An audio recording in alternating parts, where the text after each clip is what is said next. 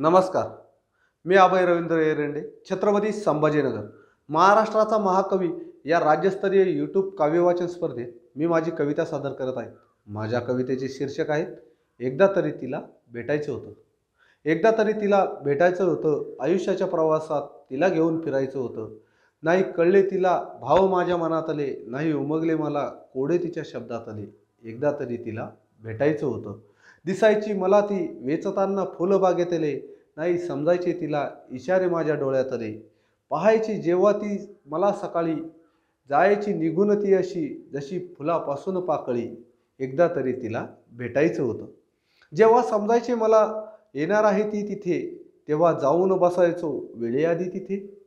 असायची जेव्हा सोबत तिच्या मैत्रिणी, तेव्हा पाहायचो तिला आतुर नजरेनी. एकदा तरी तिला भेटायचं होतं. माहिती होतं मला ती कळी आहे दुसऱ्याच्या बागेतली, नाही फुलणार ती कळी माझ्या स्वप्नाच्या मनात आली. एकदा तरी तिला भेटायचं होतं, आयुष्याच्या प्रवासात तिला घेऊन फिरायचं होतं. धन्यवाद.